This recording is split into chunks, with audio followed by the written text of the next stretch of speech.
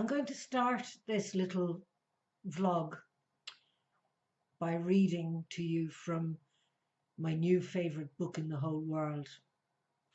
This book was recommended a couple of years ago, or maybe last year, by my friend Ruthie, who lives in Wicklow, and she called me Anam Chara.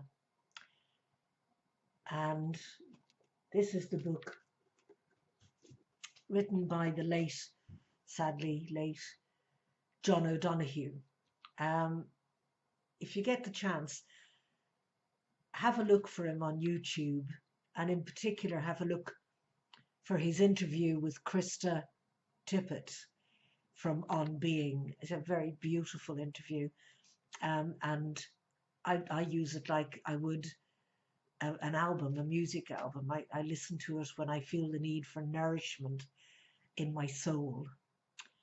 And of course, Ruthie knew that I needed soul nourishment, and she knew also that John O'Donoghue would be able to provide it. And so instead of trying to fix me, she just directed me to where I could get what I needed. But anyway, it took me a while. It's only like I've only just bought this second-hand copy, hard copy of Anam Chara through an online book sales site, and actually discovered what the words, what John O'Donoghue means by Anam Chara. So thanks, Ruthie, for calling me your Anam Chara. And I might need to apologize for using the term fairly loosely. It's very specific, and I'll be very careful about my use of the term Anam Chara from here on in. So I just like to read a friendship blessing. I hope that I can do this justice. May you be blessed with good friends. May you learn to be a good friend to yourself. May you be able to journey to that place in your soul where there is great love, warmth, feeling, and forgiveness. May this change you. May it transfigure that which is negative, distant, or cold in you. May you be brought into the real passion, kinship, and affinity of belonging. May you treasure your friends. May you be good to them, and may you be there for them. May they bring you all the blessings, challenges, truth, and light that you need for your journey. May you never be isolated, but may you always be in the gentle nest of belonging with your Anam Chara. So that's the blessing. This book, I just keep wanting to touch it and hold it. It's absolutely beautiful, and I highly recommend it. I'm brought here to talk, to make this recording, because there's been some negativity in my universe in the last few days. There's been a great deal of negative thoughts and feelings being expressed in a place that I consider to be a safe place for me and for many of my online friends. And it came to me the thought that what you focus on, you will manifest. If you focus on negativity, then you will experience negativity. Negativity will come your way if that's what you're looking for. If that's what you're focusing on, that's what you'll get. Um, and on the other hand, it's possible to focus on positivity, and then that's what you will bring into being in your life, in my life. That's what I will bring into being if I focus on the positivity and not allow the negative energy that is being distributed at the moment to affect that. Tara Brach tells a lovely story about it in one of her talks. I listen to Tara Brach regularly and do her guided meditations. Um, and she says that this story about people, two people moving into a new town. And say, for example, you're running the cafe in the town, and somebody comes in and they say, "Oh, I've recently moved to the area. What's it like around here?" And the cafe owner says to them, "Well, I don't know. What is it like where you came from? What, you know?" And they say, "Oh, the people are horrible there. They're rude and dismissive. They're negative and offensive. They lie and cheat. They're pretty horrible." And she says, "Yep, that's pretty much what you can expect to find around here too." And they move on, and then somebody else comes to her cafe and they say, "Oh, hi, I'm new here. Um, what are the people like around here?" And she says, "Well, I don't know. What were the people like where you came from?" She said, "Oh, I left some lovely people behind where I came from.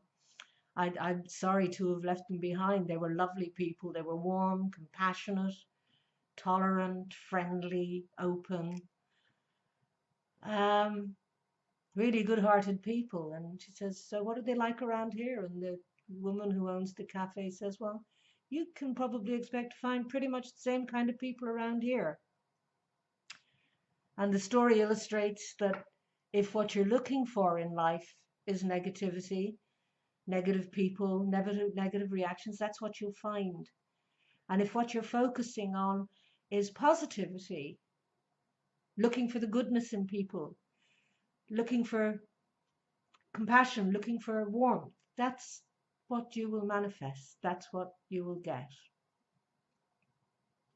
And when I was drinking, in the darker days of when I was drinking, sometimes when I was drinking, it wasn't bad at all, and I had very positive things happening around me. But when my drinking became negative, when I brought it home, as I now realize, I didn't drink very much out in public anymore. I brought it home and drank privately, quietly, darkly. Um, my view of the world was a negative view. I I thought that the world would be a better place without me for my closest family, particularly my husband. I thought that life would be easier for everyone if I wasn't around, and that would be a good solution for me too, because the pain of how I was feeling, the darkness, the pain body, as Eckhart Tolle refers to it, that I was living with, and he was living with too, bless him, God love him, on a regular basis, that it would be over. Um, and that was the negativity that I was living with, and that was the negativity that I was drawing towards me. I didn't invite people to my home anymore. Um, I didn't have any particular interest, therefore, in my home or my surroundings. And now that I've stopped drinking and have joined a sober community and made friends there, and friends in real life with several people, and I'm open to all the people that want to come and meet and face to face and get together, the more the merrier. Um, my home is now open and people are welcome, and I don't mind answering the door. And if the doorbell rings at midnight, I don't mind answering the doorbell at midnight. It probably means that somebody needs somebody or something or some help. If the phone rings, I don't mind answering it, although I do still get irritated by the cold calling. But I'm not scared to answer the phone or open the door or open my life and open my heart to people to come in and accept me and find me as I am. And I don't find myself running around the house tidying up like a mad person before they come. I'm more interested in putting a nice bit of food on the table for them and making sure that there's tea in the pot. And I had some visitors, lovely visitors, to see us yesterday. And I did find myself rushing to put a new clean towel and bath mat in the toilet downstairs before they got here, probably 2 minutes before they got here. Excuse me for a second. And this is life-changing, this opening up to positive energy, because we are all fields of energy. That's what we are. We're all energetic creatures. And opening up your life to positivity is easy. It's easy to achieve. It's a mindset, and it can be done. And people are not out to get you. People are not looking for you to fail. In general, anyway. If they are, then that's the negativity in them. You don't have to be part of that negativity. You don't have to embrace that or use other people's lens to judge yourself by. You have your own lens. You can look inside you. Look yourself in the eye. Look in the mirror and look yourself in the eye and ask yourself, how am I doing? Am I projecting towards people a positive image or a negative image? Because whichever one it is, that's what you'll bring back to yourself. That's what will happen. If you're looking for shit, you'll find shit. If you put your eyes up to the sunshine and to the sky, you'll see the sky. You'll see the sunshine. You'll see the rainbow. You'll see the stars. If you look down on the pavement, you'll see the spat out chewing gum and the dirt and the shit. That's how it is. So if you invite negative energy in your direction, then that's what will flow in your direction. Put out the positive thoughts. Put out the positive vibes. Open up your arms and embrace people. Most of the people that you encounter will have good motives and good intentions towards you. They will. It's the truth. I didn't believe it either, and I still struggle sometimes to believe it, but it's the truth. Most of the people in the world are compassionate.